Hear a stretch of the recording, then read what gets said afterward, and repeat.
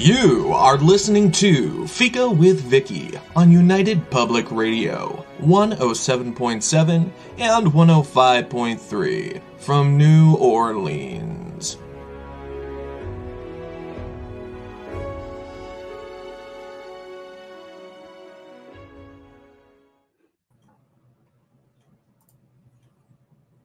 Hello, everyone, and welcome to Fika. Today, I've invited author Brian Greiner to join me for a candid melange of book topics. Brian, as you know, has been on Fika before. We've discussed two of his series, The Saga of Bob and The Accursed North, and don't forget Haiku Cat. But what you may not know about Brian is that he has retired from the software development biz and loves to experiment with different writing tools and processes. He is the king of links and helpful suggestions. So we decided to experiment with Fika today and take on some subjects that circle around and round, unscripted and raw. We make no claims to be experts on any of the subjects we discuss, just two friends that respect each other, despite sometimes having differences of opinion, because that is what Fika is all about. Thanks for all the support you've given Fika with Vicky, Brian, and welcome. Oh, thank you, Vicky. I suppose I should apologize to your listeners and to your watchers for the size of my head on the screen. I thought I had it right. In some other software, it looks perfectly normal. I guess it is a thing. It is a thing, but more of you, Brian, can never be a problem. Robin's already popped in with a good morning. He's out west. Good morning, Vicky and Brian. And yay, it's Brian. You have such a fan in Robin. Oh, good. Hi, Robin. My feelings just get hurt so much every time. Every time you show up. So, where do we want to start, Brian? You're the guest. I'll let you decide. Yeah, this was kind of a last minute throw together thing. So Vicky and I each came up with some ideas, threw them at each other, and I guess the show is where we see what gets sticky. One of the things is that Vicky mentioned was that I like to look at different writing tools of various sorts. For one thing, it's really nifty. I'm a nerdy kind of guy, so anything that involves process and tools is a wonderful thing. And as a writer, procrastination is a wonderful thing too. But some things, Vicky and I have spoken in the past about AI and this automatic generation of stuff. But this isn't a new thing. Like back in the 20s, 30s, 40s, when the pulp magazines were huge. There were dozens of magazines, and each magazine needed dozens of stories every month. And this is on top of what the movies needed, because at these movie studios churning out movies at a breakneck pace for very small amounts of money. And the writers had to come up with ways of generating new and interesting plots. So several of them came up with methods ranging from a generic short story template done by a gentleman by the name of Lester Dent. He wrote the Doc Savage series, or he invented the character and wrote many, but not all of the series. And he came up with a template for writing a 6,000 word short story, which was the norm in those days. And basically, I'm just looking at my notes here. He said to divide it into 4 1,500 word chapters. Basically, the first chapter is you introduce the hero and his problem. Then then the hero gets into more trouble, and there's probably a bit of a plot twist.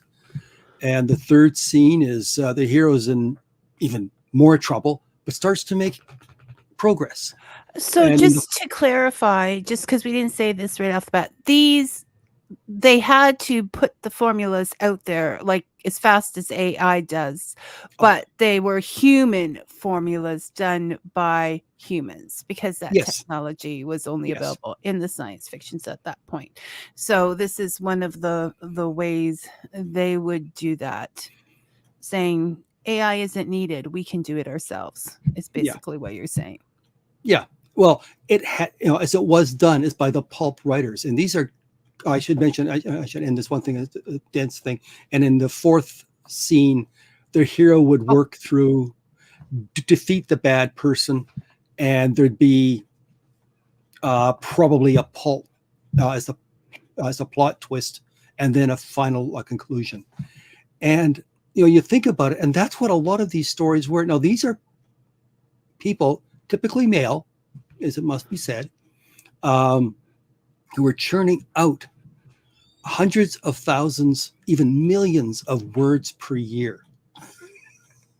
And they had to come up with a new idea all but the when you time. think but when you think about it, that's not much different than a curve. A curve is not a writing curve, a character learning curve, the story curve. Mhm. It's just a little more elaborated than that. But that is the basic get it in there, get it out Yep. Oh, yeah. kind of thing. And people were focused on being good storytellers, but also fast storytellers. And the ones that could do a lot of words could make a good living at it. Not like now. They were being paid, in the 30s, maybe 2 or 3 cents a word. Then it got to be 5 to 10 cents a word, which is pretty much what it is now. But as a prolific writer could make a darn good living, but only if you could come up with new things. And another writer, there were any number of these so-called methods. Of course, the writers would then put them into a book and then sell the books.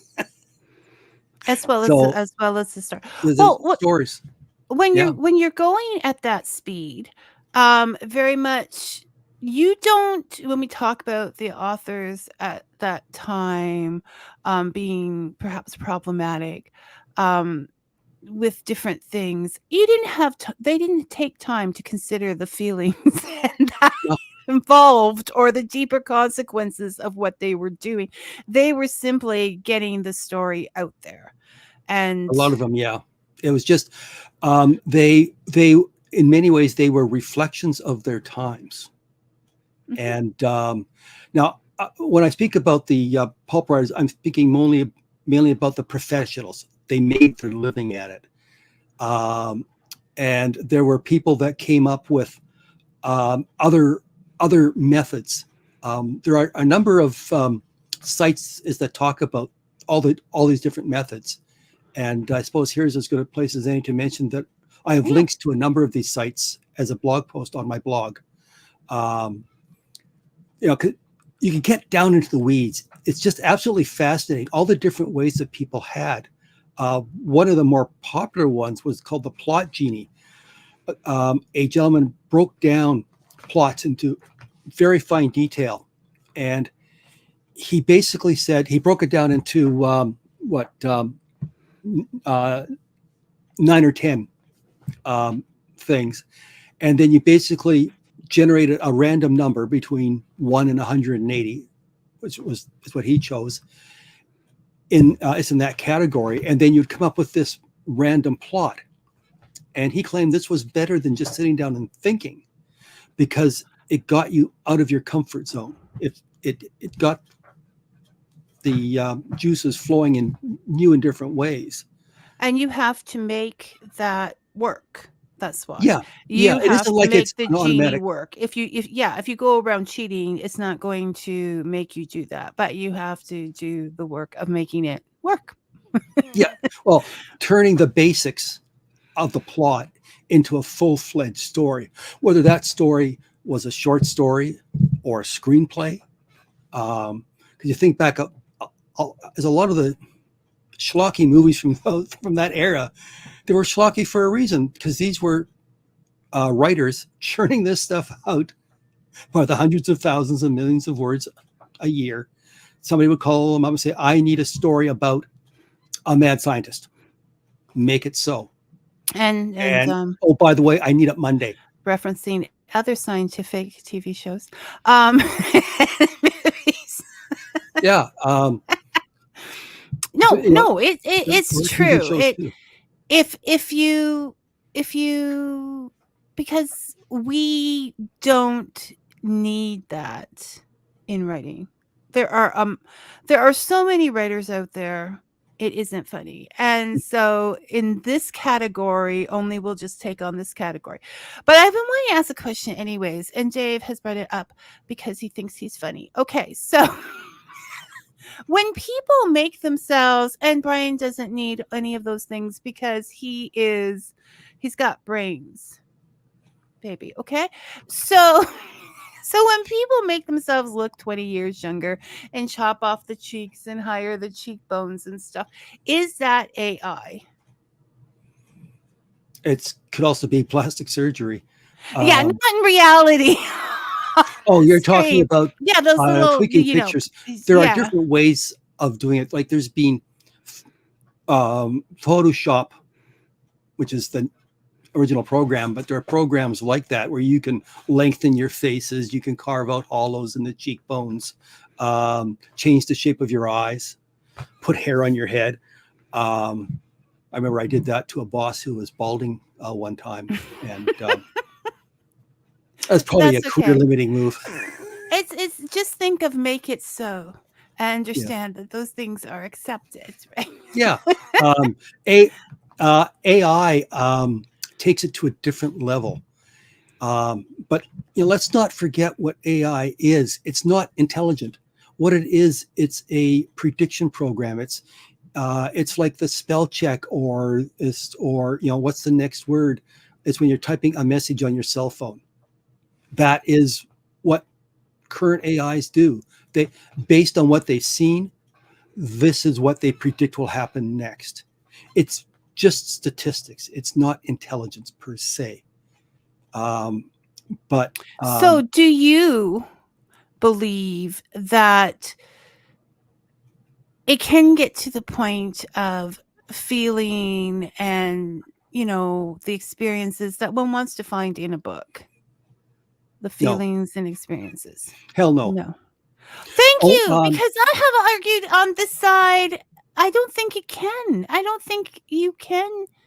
I can't even repeat somebody else's experiences. Yeah. Well, no, it can fake it to a limited extent in that if it's been trained on a bunch of romance novels of a certain type of romance, and you say, write me this certain type of romance that takes place in such and such a place. Well, it can predict what it should be writing, and it'll come up with something. And it might be good here and there, but these AI programs can't do long works. Because they have no sense of context. So things can get wibbly wobbly and wild after 3 or 4 sentences. Not only that, the books that they're trained on. Now there's another can of worms. The promoters of AI say, "Oh, well, we've trained our model on umpteen a gazillion words, which is more than a human being can read in a lifetime." Well, they trained it, but they basically stole the work. It's about when we get into the evils of AI. It's not the machines. It's the people behind the machines. Okay. Yep. And the true evil is that it will hopefully, they're hoping, not the rest of us, that it's going to take all the money and put it into like a very few hands. Yep. Right? Yep. So I found this one. I did see a link on Walrus, and I'll put that link up on my Facebook tomorrow, of all the authors that it has stolen from. and to teach it to do this and their opinions of it and what they thought of it. And but they should know that, and apparently there's a book out with all of that in, but they should know that reading that article brought to me many authors that I didn't know about before. So go in there and find a writer's list, because so it is the theft of the work, not the fear that it's going to overtake the real writing world. It's the theft itself. Now we have a comment from no, Rob. that's not entirely true. It's theft in that it's theft of copyright. Like they're not paying the authors what they're owed. Right. So it's theft of copyright. But it's to reduce. In the publishing world, they just want to churn out product that they figure will sell, and they don't care what it is. They don't care about quality, and it doesn't even have to make sense. Forever, though, that has been there forever. With well, you said like the formula writers, or but those are also what is taking away is training fields, because that is also the place where people get to train to hone the art and still make a little bit of money. So, look, that's something that we don't have anymore, really. Oh, no, because we have the big pig. Yes, Robin is. Why don't you just Robin, go and do the Robin show? Okay, no, I'm just teasing Robin. What do you think, Brian? Oh, sorry. I'll let you read it. No, I get to see it too, Robin. Which is the first thing he did is apologize for going off topic, and as I've explained to him before, this is not a problem here. So, Robin wants to know from Brian, what do you think, Brian, of the story writing of the modern movies and shows of today's world? Depends on the show. I mean, I'm not trying to be flip. It's just that I'm old. I am in my early 70s, and I grew up when a lot of TV was total and utter crap, like the 70s and 80s. The writing of the shows there, the production quality was jaw-droppingly, mind-achingly bad. So my idea of bad writing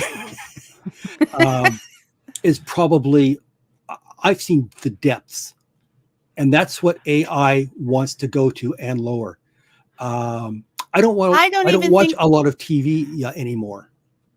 Movies, sure.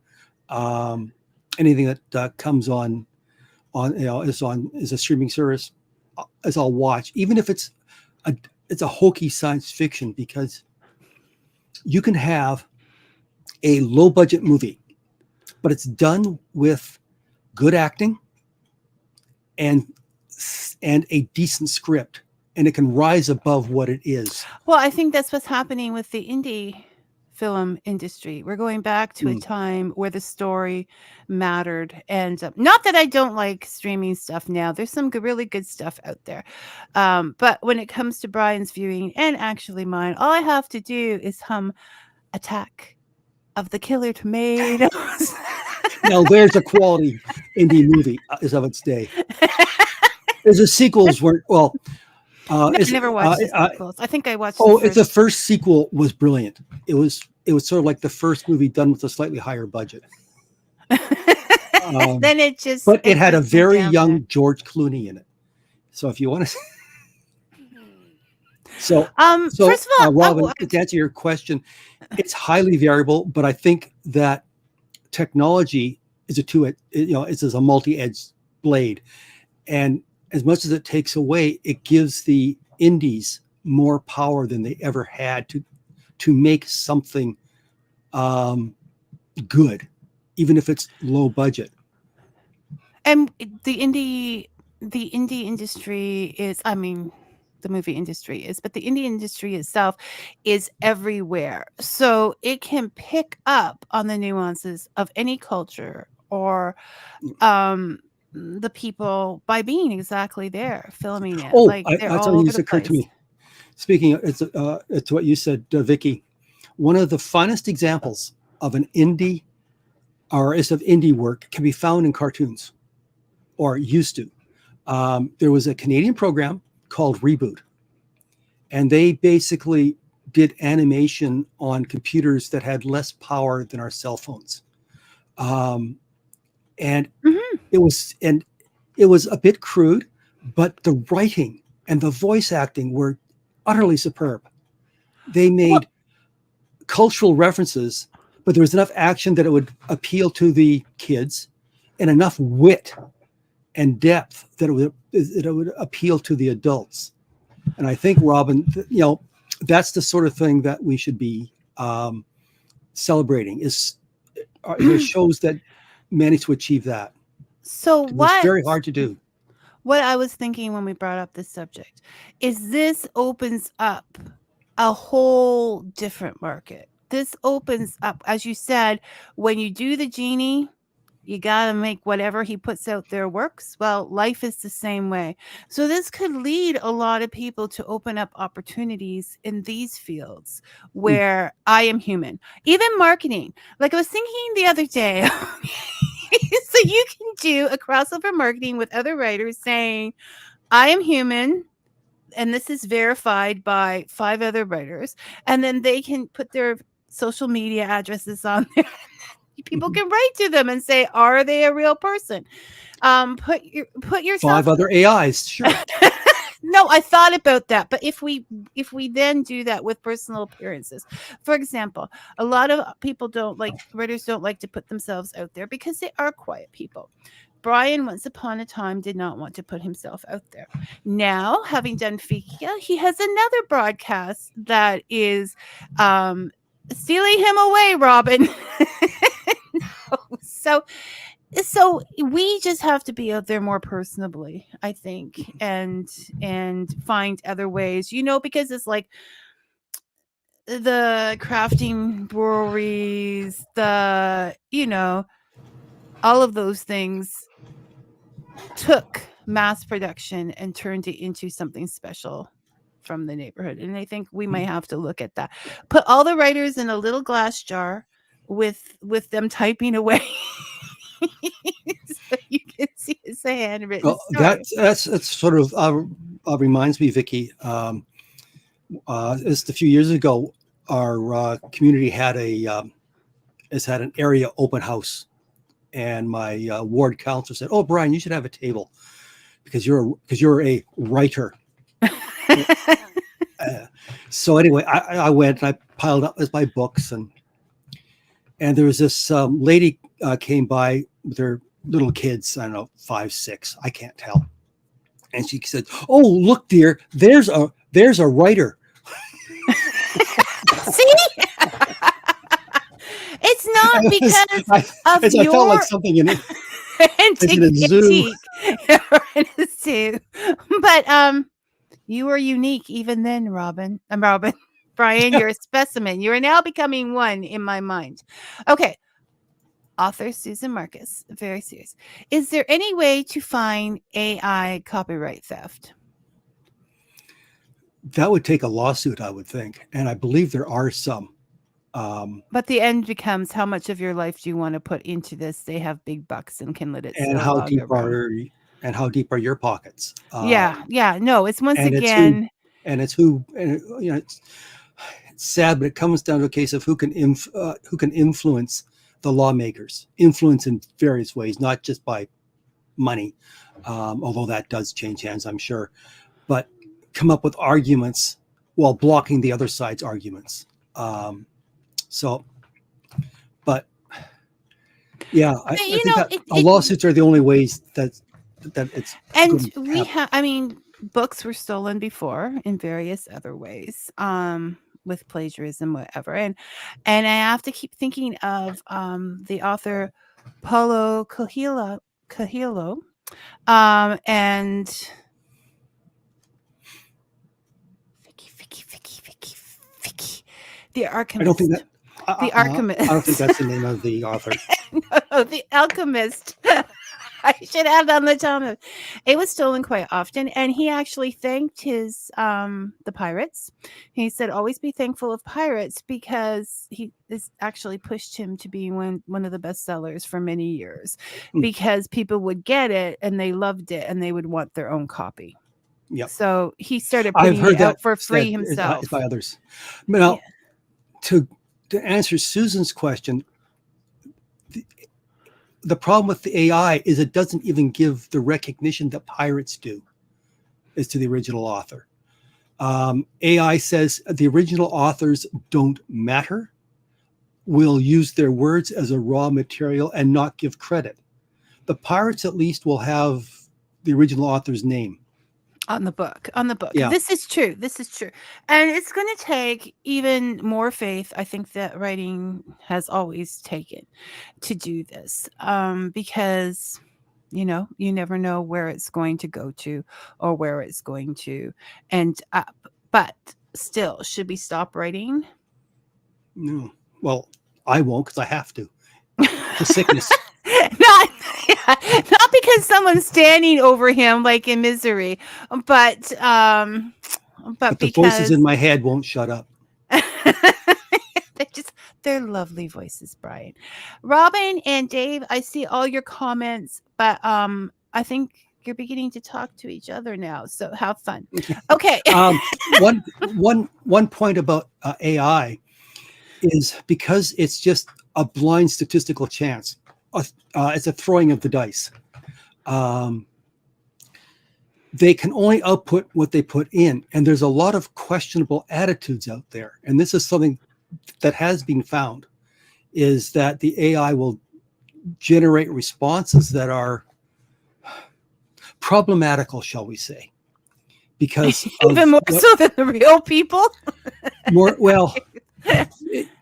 It's a shock because people expect better, but it's the old thing that programmers have been saying for decades: garbage in, garbage out. And at least if there's a person, you can recognize that person as garbage. But then that begs the question: how do you separate the garbage personality from what could be brilliant work? To my mind, one of the biggest or best examples of that is H.P. Lovecraft. He created a whole genre of horror, cosmic horror. He invented Cthulhu and all these ancient godlike beings, and he freely shared it with people. He said, "Fine, you want to use my creations?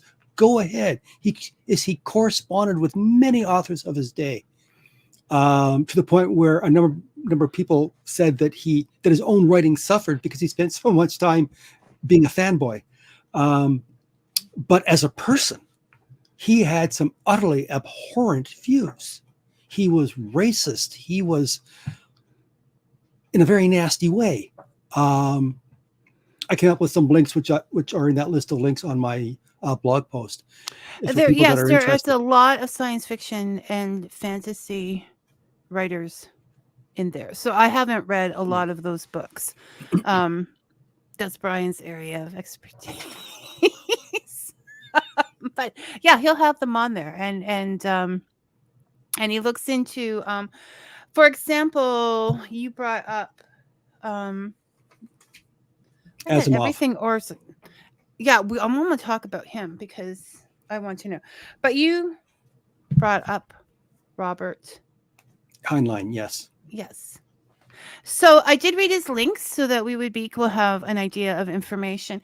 And I actually just put this book out in my little library yesterday, free little library. I've been meaning to show it because I thought the cover was cool and I got it on a free table. And I've been meaning to show it to Brian forever. And I just keep forgetting to do it, saying, do you know this guy? So I threw it in there yesterday, 2 days ago, read his article and went running down and got it out again. Not from fear, mostly for this show. But this is the thing where, so you have a list and you said this one isn't one of the worst ones. And yeah, that's one of his fantasies, and his fantasies tended to be just for fun. Whereas a lot of his science fiction, he philosophized. He colored the narrative with his political and philosophical views, some of which are not so much foul as tacky. Yeah, Not, about but women you and know, things like that, right? yeah. Although having said that, a lot of his women were strong women, um, but strong, independent women. But in the end, they always became subservient to the hero. It Yeah, we was, don't like that. so it was very much of his era, and he had some other less savory points of view. Whether he actually acted on them, I don't know. But some of his I don't think points of so. view, Not with everything that I looked at. I mean, yeah, he I wrote haven't so seen many anything like. books he wouldn't have gotten out to do anything. Oh, he got out, but Yeah, no. To write books is fine. from what I can gather, I think it was basically with consenting adults, which is fair game as it far as is a yucky time, okay? The 70s in women starting to 60s, work. So 50s, why can't 40s. they work and make me money and satisfy my every whim? So Exactly. there was that whole, so you want to be sexually free, honey? I can help you with that. Wink, wink going on, which is just ugh, ugh, ugh. So yes, not only was the polyester yucky, but there was a lot of um Free love, as it was called yeah, in the day. I don't care about that as long as it The doesn't bohemian have that. lifestyle. Yeah, at least if it's organic and it's actually believed and it's just not just being used to further someone else's pleasure meter. Or even So agenda. yeah, their agenda. So that is the yucky, the lack of honesty and moving in to do that. I think it's no, okay, before we go there. Okay, Brian, stop. I have lots to think. Um One, and I want to get back to the AI too because it has some ideas in there. One, um a lot of the cases that you brought up and a lot that I have seen, and I don't want to center, I'm just curious. This is just yapping, Vicky. I'm not going after anybody. We're in sort of like the science fiction, the fantasy, the horror. Do you think that it is possibly easier for them to express these things in a world of their own making without expressing these things? If you know what I'm saying. To a certain extent, certainly. And if it's kept on paper, then it becomes icky, but nothing more. Some of them went from beyond the printed page to the real world. Yeah, I think I have to add something And now. and so, I don't want to get too deep into it because it can be triggering for a lot of people. Well, I'm And going to bring up that book, Brian, because I think it has to be brought up, and a lot of people skirt it. So I'm going to use yeah. Now, 5 I just want words to to say describe it. one more thing.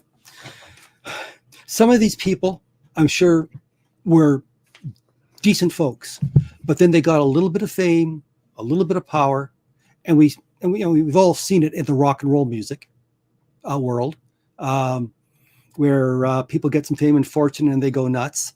And it's the same thing in for writers. They, But I think you they have just to have an element of that in your soul to begin with. Okay, because and it's not just their fault. People worship celebrities and give them full carte blanche yep, to do what they want to, they have and that license, has to stop. So and okay, that's what happened to Asimov, I think. we'll go there. We'll And go there first. as in others, they had a degree of fame.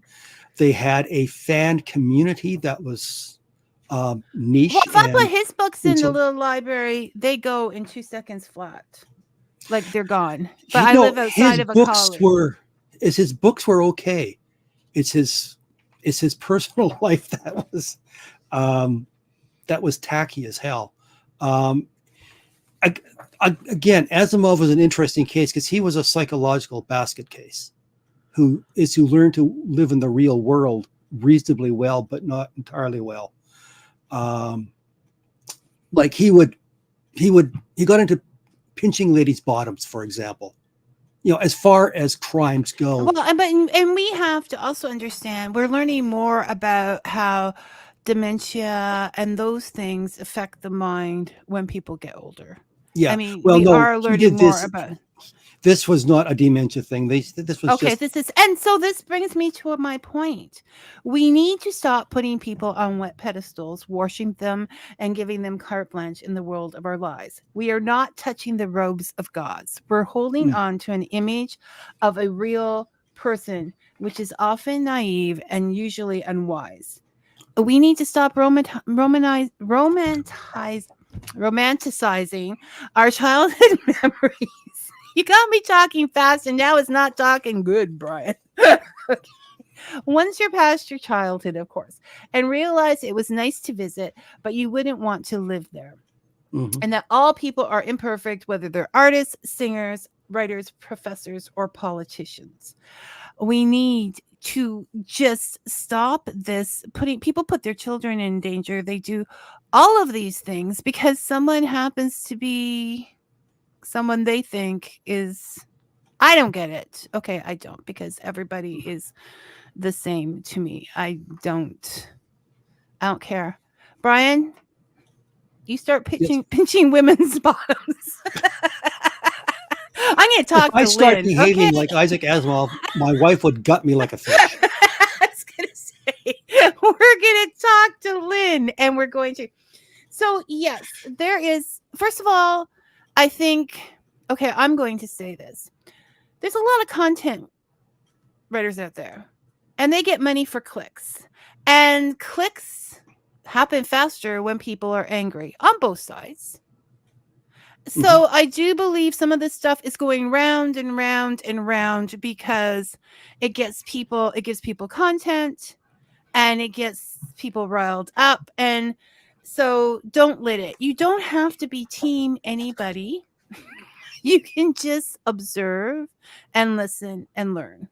That's what I think, Brian. So And stop. is in terms of fame, if somebody says that they really liked my books, great. No, I'm not. If they want to buy me a coffee, even better. No, but that's gratitude and that's thank you. It's like me putting authors on the show.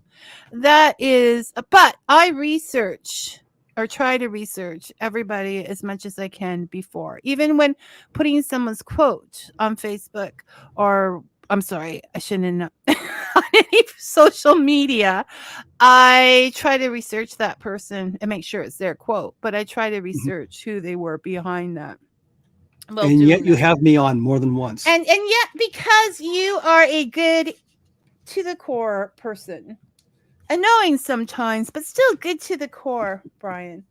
Okay, on another note, I am going to bring this up because I think it's been skirted around. I think it needs to be said, and I think that it owes it brings the perspective of someone having problematic ideas and someone committing evil deeds and separating the author from the book in those things is not always easy done. I'm going to read this so I can get it over with fast, and plus I'm going to point out something I did that I need some context behind, because otherwise I'll be in a lot of trouble. So I'm going to bring up this book, Mists of Avalon by Marion Zimmer Bradley, because I think it balances the concept of problematic ideas as opposed to vile actions and clarifies those perspectives. I don't want to get into describing the whys and wherefores. It's triggering, upsetting, and really unnecessary because you simply have to search and you'll find the details. I will put a link on my Facebook page tomorrow. I'm just going to say this so there is context behind my strong reaction to it. Ideologically based child molestation perpetrated. I actually burned Mists of Avalon. I couldn't have it in the house. I couldn't give it away. It needed to go. So one night when we were having a bonfire, I slipped it in. I slipped many negative things into the bonfire and find it cleansing. So I can't remember when I read it, but it was obviously after 2014. Being older, it left me with a really unsettling feeling as I read, so I looked it up. And sometimes you can't separate the writer from the book. And to me, this is one of those cases. So I think when we're getting very angry with things, we have to put into perspective that some things are people that can no longer hurt us. They can with our words, but we're not giving them the money. I mean, if anybody's in public domain and you're going back there to research and find out what everything is about, it's not giving any money in their pockets. Right? I'm over my anger now, Brian. I'm not going to throw you in the fire. Yeah, I mean, as you raise a number of interesting issues. Can we separate the creator from their work? At what times do we sanction, if I can use that word? I don't. As a writer, do we sanction them for thought crimes, or do we sanction them for physical acts in the physical world? There are. Do we sanction? But I think that it has to come down to a personal point of view. When I did that, I did not call a rally. I did not ask my neighbors what their opinions were and give them the book so that they could make one. I simply acted on what I felt in that moment. So I think a lot of these decisions cannot be made in a group think, because everybody has different experiences. Everything will trigger people differently. Sometimes issues that are both important will brush against each other. So there is not going to be an agreement. So I don't think any of us can answer that for anyone. It has to be for you. Except in... Yeah, but having said that, it's good that we have a forum where different views can be shared. And that's where I think the written word is better than a spoken argument. You're right. Or a podcast, because it gives us some distance. Because you can read it and think about it before you have anyone to tell about it. Like, you have to actually listen, not think, but with your eyes. Listen with your eyes. You can't sit there and jump to telling someone about it. You have to sit through that whole paragraph and read it. Well, we're also using different parts of our brain to process the information if we read it and then if we speak it. Because often when we're speaking, we short circuit the deep thinking parts of our brain.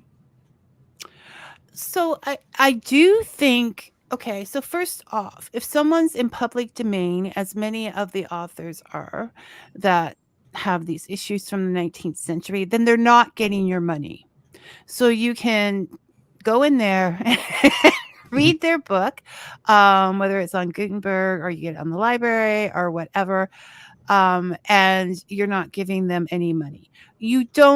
I think there are books that should not be read aloud. And I also think that there's something that, you can take on yourself when you do. I think people should be judged for reading these books. No, I don't. I think, well, also because people filter bad things out. Like, a lot of these problematic authors are damn good writers. They tell good stories, and they drag you into their fictional world, and they move the action along, and they can be rousing good stories that have occasional elements of ew. Also, it's a matter of age. I read stuff when I was in my teens and 20s, and I would. Okay, and then I read them, and I go back down, and you go, "Oh, hell no!" Well, no, exactly. Because I understand the ew factor, whereas I didn't understand a lot of this stuff when I was younger. Which is why maybe I was a clueless idiot. I won't argue that point. No, but it's experience, Brian. Let's say, for example, that book. A lot of young women love that book, right? I'm not taking that away from them, but I was older and I was my mother, and I saw things in a completely different perspective when I read it. It did not seem right to me at all. So let's take on a couple of these questions, and we'll have to Speed things along. yeah, we can't speed them along, Brian, because I don't get to say what I want to say. Okay, Dave wants to know, as a science fiction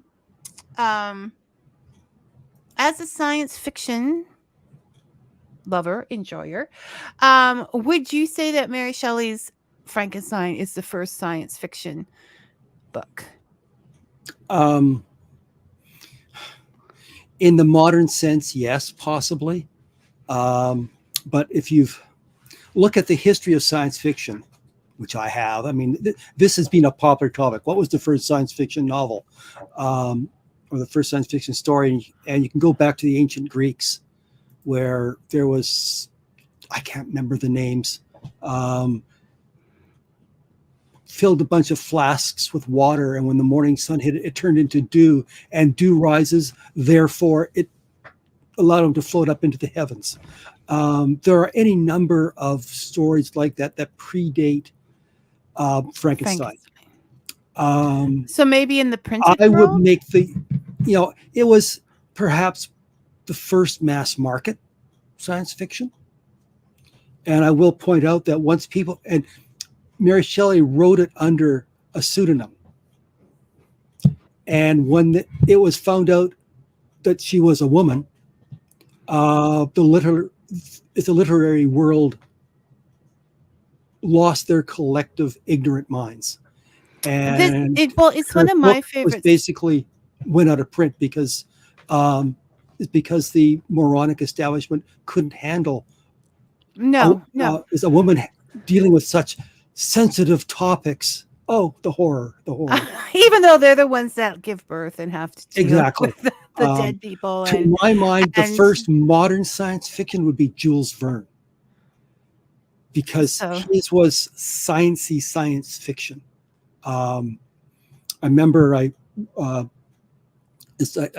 decades ago, as I taught an introductory physics class, and part of it was mechanics, and I would try to come up with interesting problems. And one of the ones I looked at was from Jules Verne's From the Earth to the Moon, where they have a spaceship shot out of a cannon, if you know that one. And he was very precise in his description. He put numbers to everything. And if you put those numbers into the equations of motion, they all work. You do achieve escape velocity, not by much, but as old Jules, canny old Frenchman that he was, had obviously worked through the math.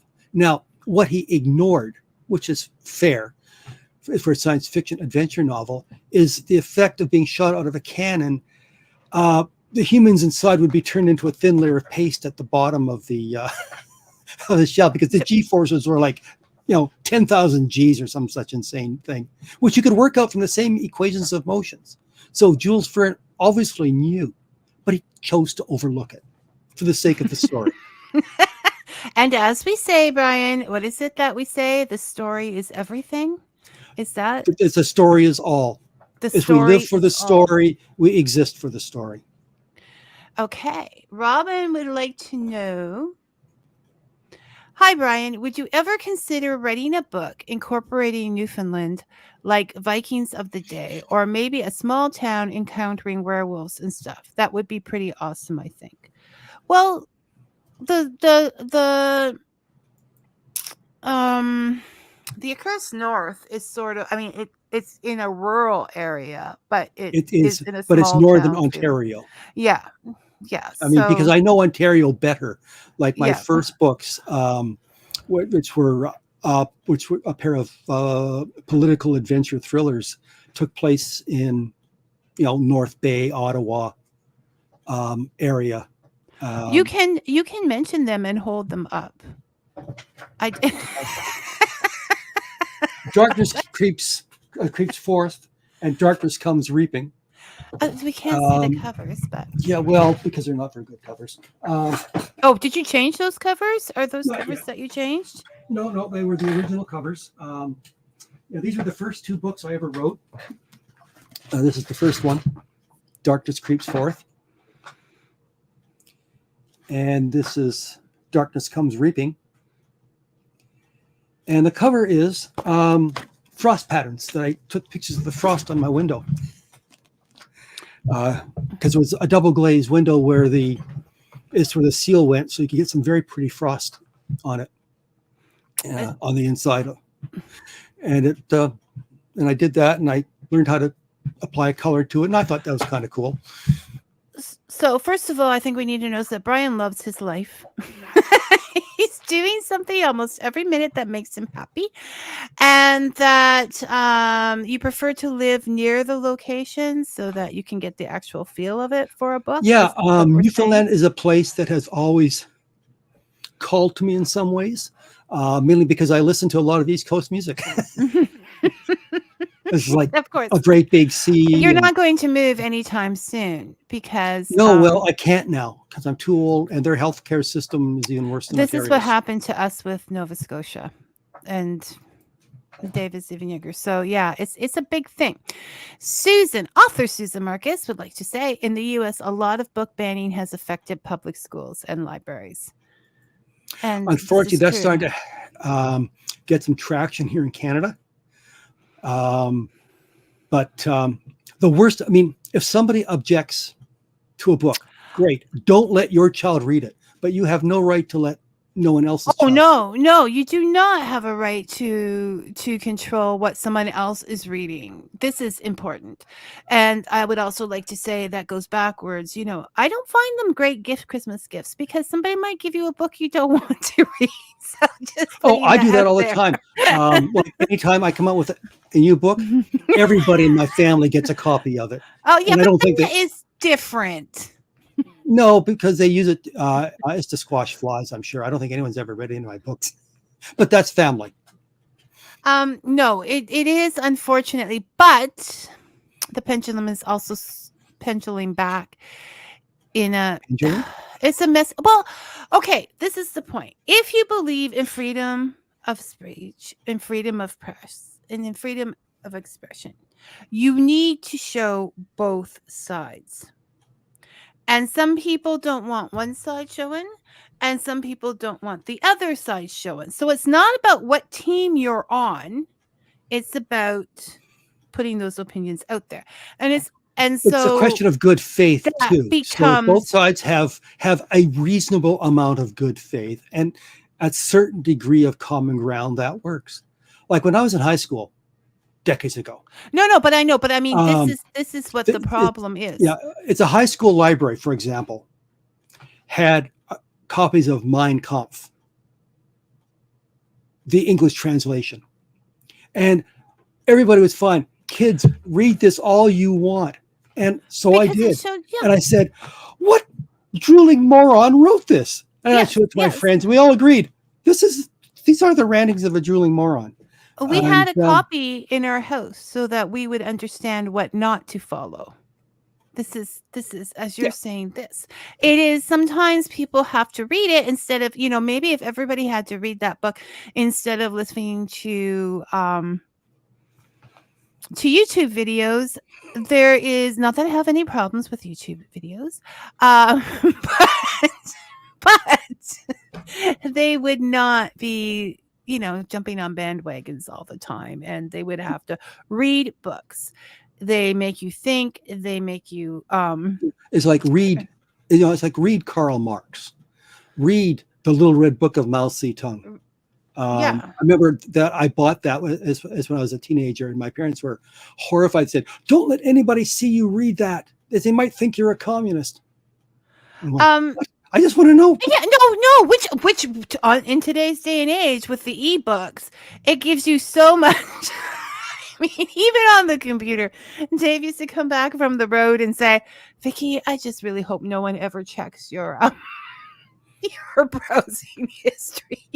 It was like just open to information and everything. There are so many things to be curious about. You could just learn. You could just learn until you explode into atoms and become something for someone else to learn about. Like this, I read this, or I believe this, or whatever the case may be, is so constricting. so Yep. Well, claustrophobic making. I just want to point out here that I just want to preface this that Vicky and I have had arguments for a long time. So, but I will freely say that her show Fika, I think, serves a public good because it exposes people to a lot of different writers in different topics and discusses how the authors interact with their books. I think to an extent and to a level that's very rare. So, thank you, Vicky, for the show. Okay, I'm done now, everyone. It was nice for you to show up. I have to say thank you for saying that, Brian. It means a lot. And yes, we disagree about some things, but I think core-wise, we're pretty cool. Okay. Oh, Robin wants to know how you made that wooden model on your bench. Do you have a laser burner? That? Oh no, that's actually a kit that you can buy. I forget the name of the company. I don't have the manual handy, but they have a gazillion different kits. They're all laser cut out of plywood, very thin. I'm pretty sure it's bamboo plywood, and of varying degrees of complexity. Oh, I've got one. Just a second.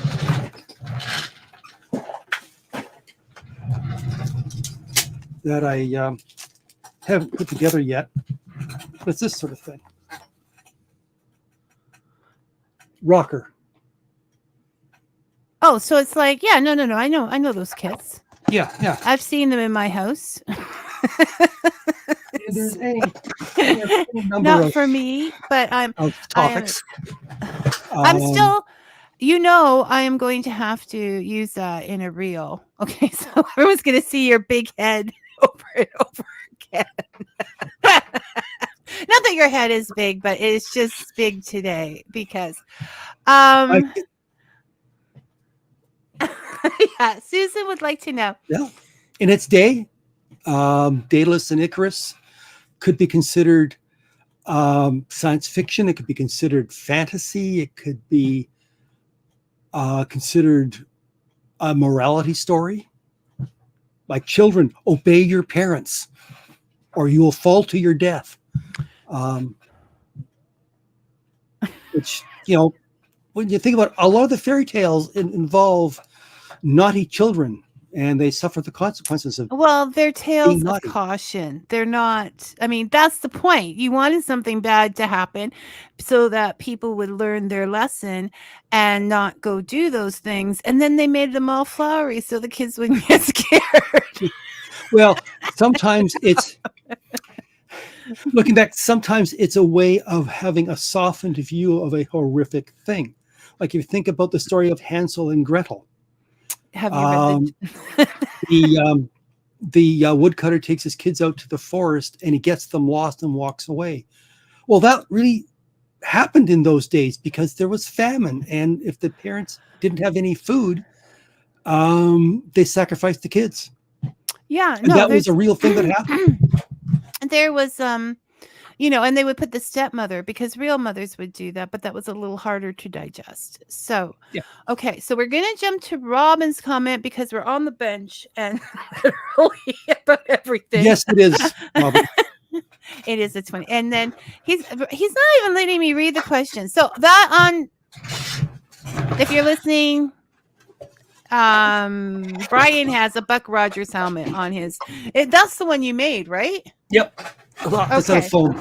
And one more comment from Janice Richardson, also the author. I've read all your books, Brian. You have a great series of science fiction. For science fiction lovers, you are a gifted writer, which makes you a better person than me because I've only read 2 of your series. And I haven't quite finished the one. So that is it. So I'm just going to turn off comments now. I wanted to quickly, because people are still asking, what is Fika? And Fika is basically a break in the day where you have coffee and tea and sweets. It is a Swedish custom, but it's more than just a coffee break. It's sort of an intangible that you can't really understand till you experience it. So it's more about conversation and being with friends and getting them to know them better, like we did today. Brian, thank you. We're going to Thanks for having schedule me. another one of these, and because they were fun and it went fast, and I didn't get to say half of what I wanted to say. So, Not necessarily a bad thing, Vicky. and therein lies the problem, people. Therein lies the problem. He speaks nicely and then he throws it away. Okay, I've had my share. So you take care, and I want to play the Mr. Dressum music while I wave goodbye. But I won't. Take care. Okay. I will see the rest of you next week. Thanks for listening, everyone. And until then, may your coffee be hot and your stories sweet. Take care.